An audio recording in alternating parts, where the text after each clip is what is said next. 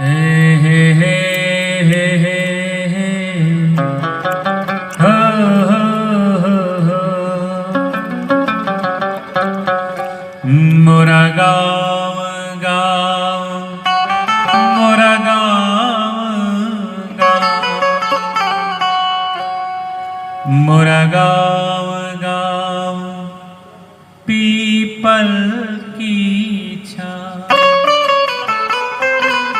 मोरा गाँव गाँव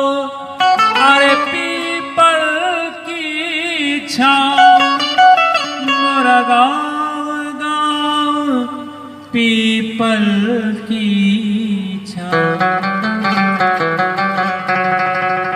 न जाने कहें आज परदेश में भी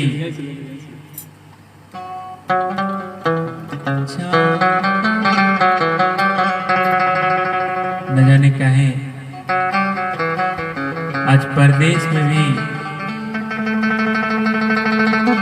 इतना सुख संसाधन इतना सुविधा के बीच रहने के बाद भी अपना गाँव के अपना माटी के और संगे संगे हो रहा अपना माई के भी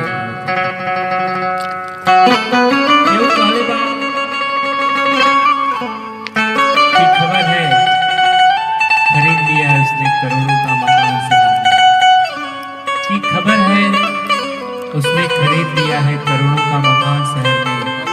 लेकिन आंगन दिखाने बच्चों को उसे आज भी गाली है। तो सच में ये बात में भाव में बहुत बड़ी वास्तविकता बाटे बहुत बड़ी सच्चाई बाटे। अपना वो गाँव के अपना वो माटी के अपना वो माई के लेके कुछ भाव